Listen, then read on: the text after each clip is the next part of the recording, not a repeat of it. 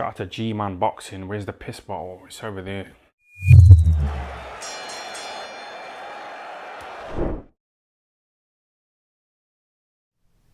On a recent interview with Boxing Social, promoter Eddie Hearn revealed that AJ versus Usyk, whenever that fight gets announced, it will have a rematch clause in place if Oleksandr Usyk wins. If he doesn't win, his next fight would be with Matthew, I believe, on AJ's undercard, wherever that would be, whether it's with Fury or whoever. So it looks like rematch clause in place for Usyk versus AJ, or AJ versus Usyk, however you want to word it. My thoughts on it, well, I'm not surprised. When Eddie Hearn talked about contractual disputes, this, that and the other, giving up the WBO title if they couldn't reach an agreement, I was kind of like, well, what do you need to reach an agreement for? It's a mandatory.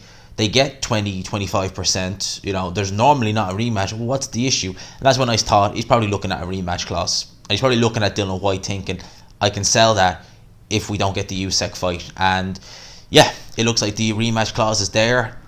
My thoughts on it are, personally, I don't like seeing them.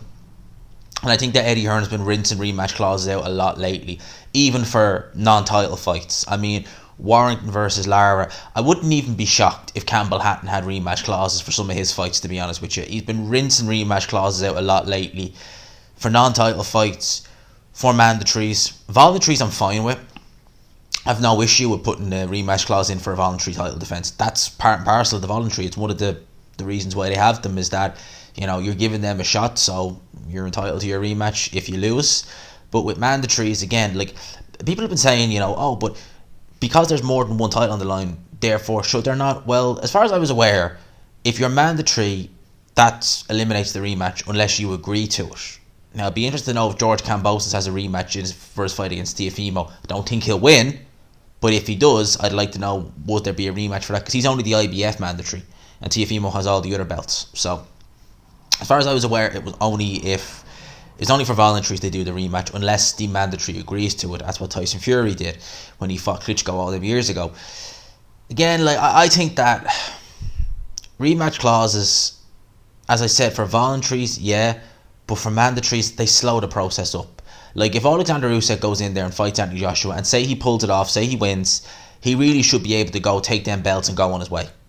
The fact that he'll have to rematch Anthony Joshua again, A, it delays potential undisputed, and B, I think that if you've earned the right, and you could say Usyk's not really earned the right because he was given that mandatory status when he moved up, fine, I'll take that on board. But if you earned the right, say it's like, just don't know, Joe Joyce, right? Say Joe Joyce is made mandatory, all right, after this, he would have earned that right, and you're essentially saying, so your fight, you win, but you have to rematch him again.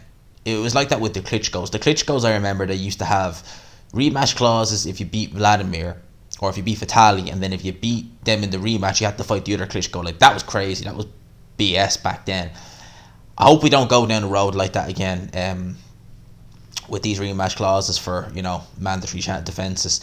I suspect that Eddie Hearn gave Usyk an incentive.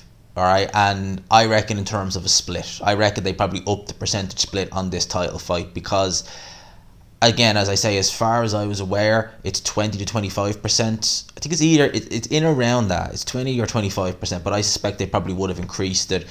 Probably would have been some incentives for Usyk to go ahead and sign this rematch clause, so it is what it is. So we are getting Fury versus Wilder, should be fully announced tonight at the press conference, and we're just waiting on AJ and Usyk to get announced. I think AJ will win against Usyk. I'll be picking him anyway, but if Usyk does pull it off, he really should be in his right to go out and say, I'm making undisputed with Tyson Fury next. But look, it is what it is.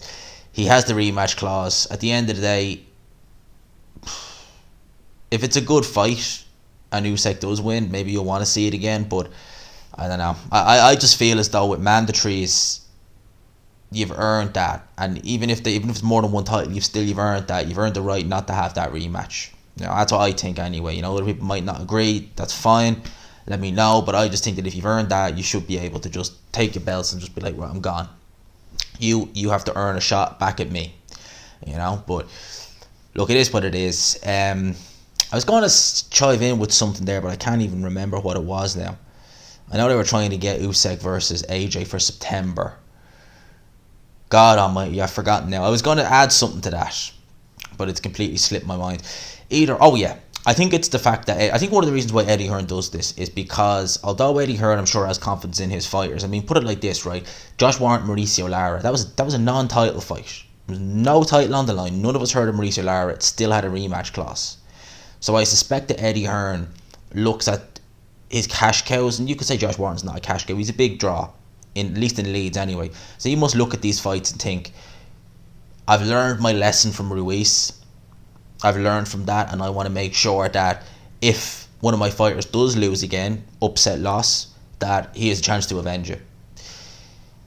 The end of the day is what it is. If the fighter signs up and agrees to it, there's nothing you can do about it. As I said, I suspect Usyk would have had a serious incentive for signing this, because as I was aware, he didn't have to. And as Eddie Hearn said, he didn't want this to go to purse bids. He said if it went to purse bids, vacate. So they obviously came to an agreement, whatever that is.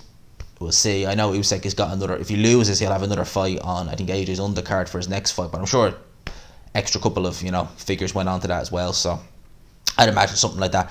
Let me know your thoughts in the comment section. What do you think about Usyk having the rematch clause for this fight? Do you think it's fair that if he beats AJ, he used to run it back?